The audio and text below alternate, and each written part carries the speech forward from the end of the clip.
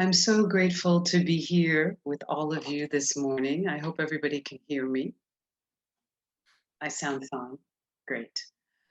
Um, so grateful. It's been so long since I've seen your faces, and yet I know that your love nourishes me spiritually. I feel your presence in my life. I am so grateful to be tethered to this community. I think that that's the best thing that's happened to me in a very, very long time. And today, on this July 4th, I was guided to speak about July 4th, the metaphysical meaning of July 4th, the spiritual revolution, the spiritual revolution. And so, the founding fathers, these men were willing to declare and manifest what humanity had always known intuitively, that we are all children of God and we are all created equal. As souls, we all have the power of choice. This is an unalienable right. This movement in the mind of humanity that worked and moved through the founding fathers created a quantum leap and brought about the age of revolution, which I call a spiritual awakening. So, this period of time on the planet, I'm so sorry, I'm trying to open my documents. This period of time on the planet was a magnificent awakening in the mind of humanity. It was inspired, first of all, by the age of enlightenment that brought about ideas that human beings could not be owned. It was during this time, during this age of revolution, that we saw a lot of the abolishment of slave laws. We saw the end of serfdom. We saw the fall of monarchy. Because in humanity, we have always known that we are free, timeless, ageless beings. This has been a spiritual knowing, and yet we've had to awaken to this truth. And so, in the Science of Mind, I want to read a little bit about what Ernest Holmes says about spiritual revolution. We must know, and definitely and consistently know, that the universe is for us and not against us. But someone will say, the universe is not for us. Look at the evil, the limitation, the lack, the physical pain and anguish of the human race. We shall have to learn that evil is neither person, place, nor thing itself, but an experience we have allowed, an experience which we are allowed to have because of our divine individuality. And until negative and through negative experiences, we learn to understand the universal law of cause and effect, and thus enjoy its full benefits. For the true law is a law of liberty, not of bondage. The universe is full proof. It does what we say. It does say we can have what we can take, and we can have what we can create, good or bad. We are free. This is liberation. We are free. This is liberation, a spiritual revolution, the metaphysical meaning of the 4th of July. The spiritual revolution means the people should understand that there is a supreme truth and then mold their character and their activities according to these spiritual truths. Revolutionaries profess ardent desires for the commonwealth, for freedom, to save the enslaved community, liberty, equality, and freedom are their cry against tyranny, against tyranny and oppression. So, what is the age of revolutions? The age of revolutions was from 1775 to 1848. This period is exactly that. It was a period in history categorized by revolutions of all kinds, political, social, economic, affecting all areas of life. Politically, the period was characterized by a number of significant revolutionary movements, which occurred in many parts of Europe and the Americas. The period is noted for the change in government from an absolutist monarchies to constitutionalist states and republics. The age of revolutions includes the American Revolution, the French Revolution, the Irish Rebellion of 1798, the Haitian Revolution, my small island, and the revolt of slaves in Latin America, and of course, the wave of revolutions across Europe in 1848. Economically and socially, these periods also include the Industrial Revolution, in which mass production in factories replaced handmakings of many goods, and in turn led to the growth of cities, the birth of consumerism and transportation. I am giving you, my beloveds, the context because our founding fathers were moved by the divine truth, the spiritual reality that no man, woman, or child or soul can belong to anyone except God. We only belong to God. And yet, humanity, our consciousness, Ernest Holmes calls it the race mind consciousness. Charles Fillmore calls it the mind of man. The mind of man had to awaken to this truth. It is a spiritual truth that is eternal, that was the same. We do not belong to anyone. We are the children of God. We have unalienable rights. And yet, the mind of man had to open up and recognize this. And this brought about a physical revolution where our founding fathers decided to take their freedom from George III and release themselves from bondage, physical bondage. And that set the message that was heard around the world. That was the tipping point that brought about the age of revolutions, where change began to manifest everywhere on the planet. And so on this very auspicious day, I wear blue because blue is the color of the throat chakra. It's also the red, white, and blue in the color of the flag.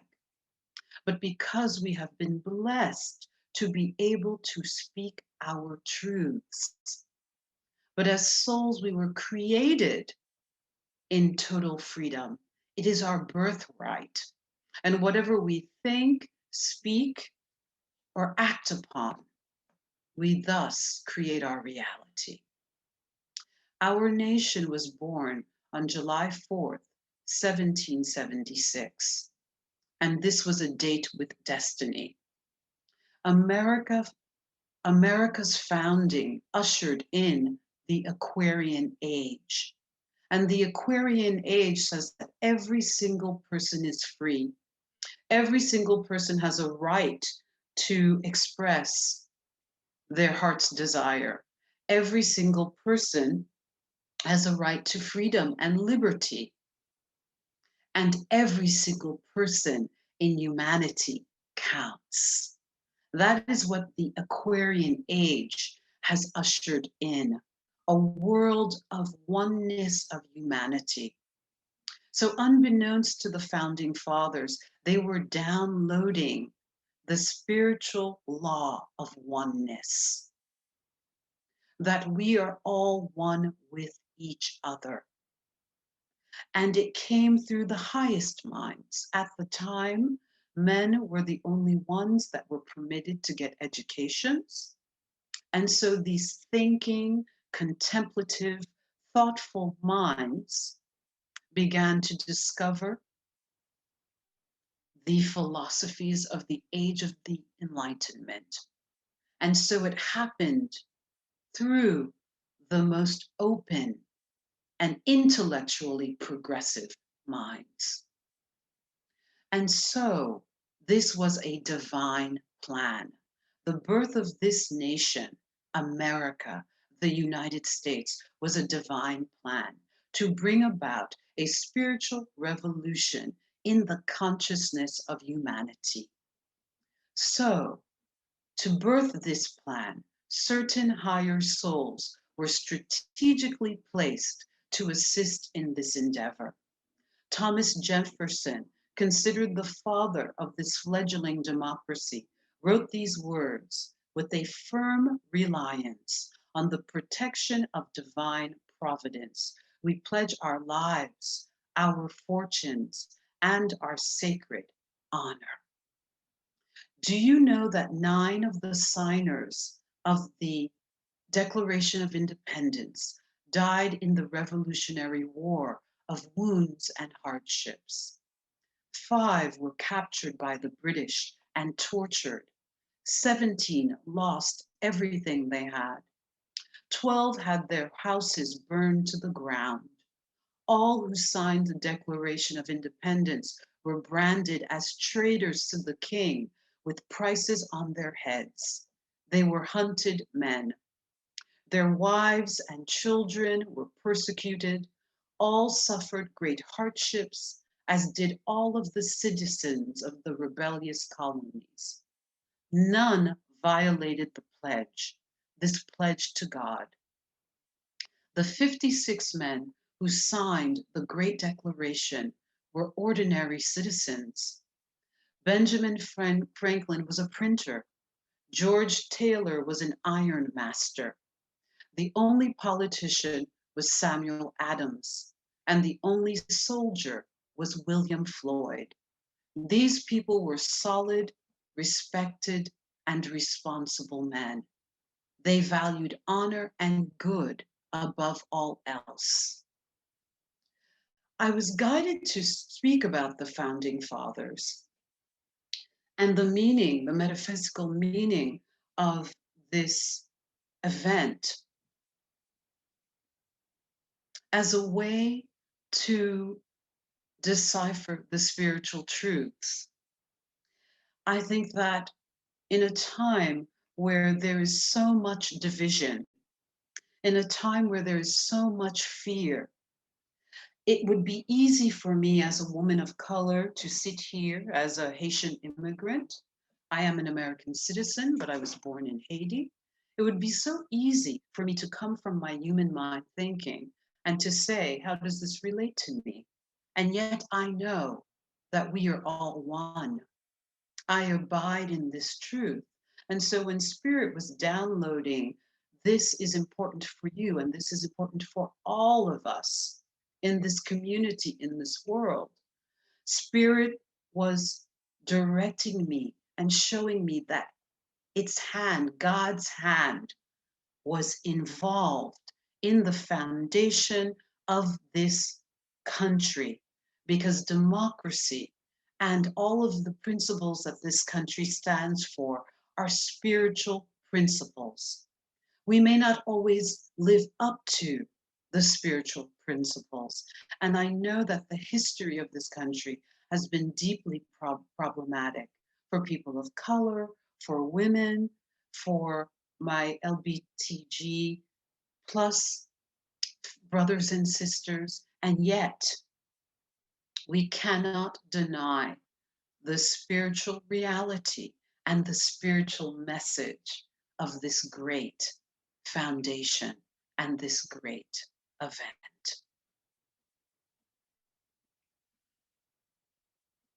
So I'd like to speak about the fact that during this time, every year during July 3rd through the 7th, there is a spiritual alignment that occurs astronomically.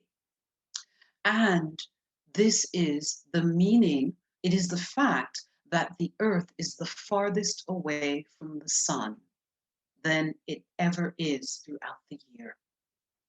And yet it is closest to a wonderful star called Sirius. Sirius is the star, the brightest star in the sky at this time. And Sirius is the planet of higher consciousness, freedom, and technological advancement. At this time, astrologically and astronomically, the sun is very close to this particular star. It has happened since the beginning of time. And so at this time, this is a time where we can have, if we so choose, we can have a spiritual awakening. It is a planet believed to be of a very high frequency, and it has long been revered by the Mayans and the ancient Egyptians. In fact, for the ancient Egyptians, Sirius was a very special star and was known to bring blessings of abundance, fertility, and rebirth. The Egyptians also believed that Sirius was where the souls of the dead would go after they left the earth. Many ancient cultures also believed that there were other forms of life on Sirius, and that this we would make contact. One day these beings would make contact with the earth, offering us insight and wisdom to an advanced human race. Other ancient civilizations have always believed that the meeting of the sun and Sirius, the brightest star in the night sky, was a signified illumination, a time when truth and light would be shed all throughout the world. The light was said to bring a new evolution, a new way of being. This light was said to bring about a rebirth for all of those living on the earth. Sirius is even brighter than our own sun, so many have considered it to be the sun of the suns. In fact, it was believed that our sun was the illuminator of the physical world, whereas Sirius was the illuminator of the spiritual world. When Sirius and the sun meet around the 3rd and the 7th of July every single year since the beginning of time, the energy of Sirius is believed to become highly potent and influence the planet in a very significant way. The Earth's sun is in Cancer, and this symbolizes a time of intuitive reflection and nourishment. It represents a time where we can connect with our emotions and transform them into spiritual enlightenment and have a spiritual awakening, a spiritual revolution. It is so interesting that Astrologically, the meeting of the sun and Cyrus would be the perfect time to celebrate the birth of a new country. Could it be that July 4th was chosen for that reason, or was it a coincidence? My beloveds, it's not a coincidence. It is not a coincidence that the star, this star in the universe, that represents a spiritual evolution, a spiritual awakening, a spiritual revolution, would be in alignment, would be occurring. This meeting of the physical sun and the spiritual sun would be happening as this country was being birthed. It is also worth mentioning that many other countries celebrate their birthday or Independence Day in July.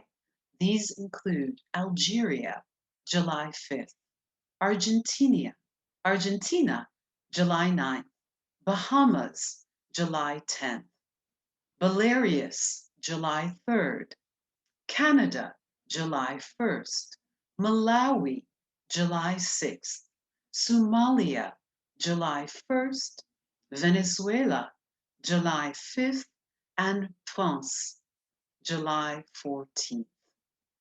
So, no matter where you live in the world, let's take a moment to tune into this vibration of evolution, of awakening, of this high, the sun, the spiritual sun, the vibration of Sirius that is reflecting in the universe right now to awaken to our spiritual birthright of freedom, the freedom to choose our thinking, the freedom to create our reality, the freedom to live a God centered life.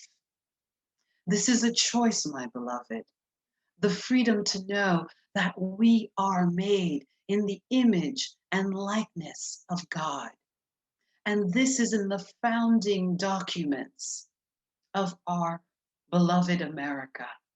We are evolving into these higher principles, but to think with amazement that this is when this country was founded, and on these spiritual principles, everything is God ordained, and we can learn and grow from embracing these principles. So, using the energy of the Cyrus Gateway, the Cyrus Gateway opens every year between July 3rd and 7th. During this time, we are able to tap into and open to the higher frequencies of the Cyrus star with greater ease. Cyrus is our spiritual sun. The ancients believed that it was a place of higher consciousness. So, how can we tap into this period of time? How can we use this spiritual opening to grow spiritually?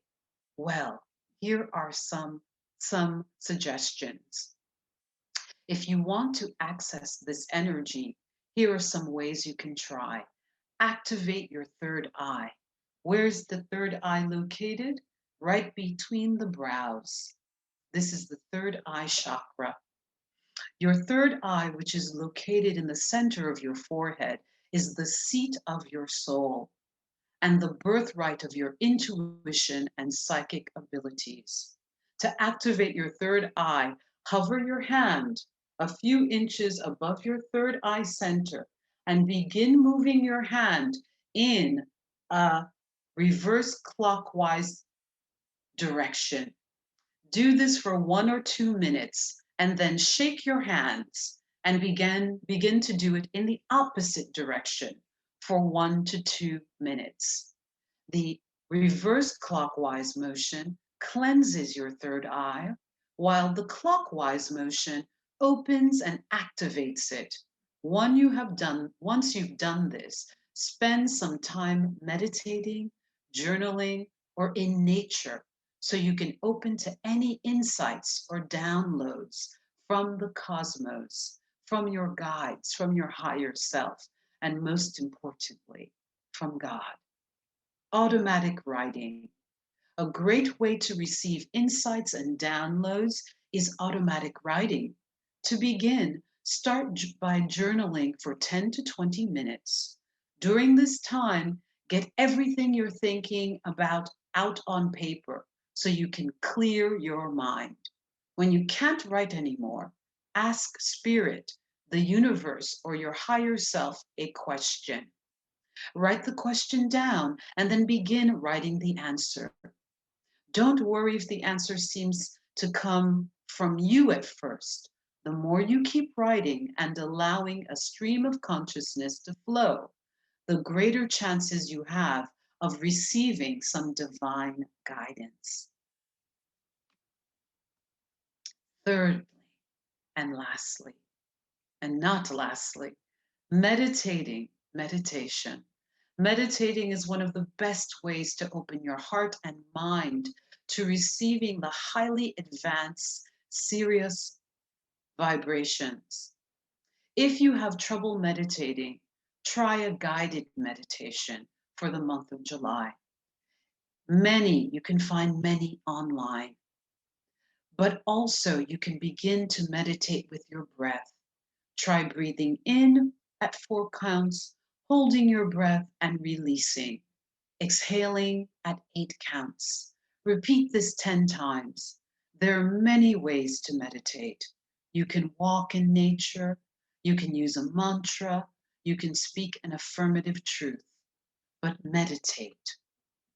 And 4, use crystals. Crystals are a great way to tap into this energy. Charge your crystals with the energy of this gateway by setting an intention and leaving them out overnight. Use your intuition to draw you to which crystals are best. If you like, write your intention on a piece of paper and place it under the crystal as you charge it. In the morning, take your crystal and begin meditating or holding it. Try to keep it close to you all day so you can transfer these healing energies into your aura, into your energy field, and onto your body temple. Repeat this every night while the gateway is all open from July 3rd through the 7th if you wish. This is a magical time to open yourself up to these energies. Follow your intuition and know that a spiritual awakening and spiritual revolution and evolution awaits you. My beloveds, this is the sacred season of spiritual awakening. Our founding fathers downloaded and acted upon the divine guidance of spirit. They knew that no one should be shackled to another person. No one should be subject to other people's egoic whims. And so they brought about a quantum leap for all humanity that then sparked the age of revolutions. Today, in remembrance of the physical revolution and the spiritual revolution that took place on this July 4th, what kind of revolution are you willing to embark upon? Are you willing to embark upon a new beginning in your spiritual life, in your life? Are you willing to change? Are you willing to think a new thought? I ask you to embrace this new beginning, this spiritual revolution, wherever you are in consciousness, you can begin again. And to finish very quickly, you know I love numerology. America's numerology or life path number is a 5. 5 is the number of freedom. It is the number of freedom. It is the number of revolutions. It is the number of rock and roll, but it's also the number with freedom. We must be disciplined because 5 is also the number of addictions. So in America, we can be free. We can be free to think whatever we choose. We can be free to live a life however we may want to, but it is so important for us to hold and embody the highest freedom, the highest principles of spiritual freedom, because that is true freedom. Thank you. Happy 4th of July. Happy Spiritual Revolution Day. Happy Spiritual Awakening Day. And so it is. Amen.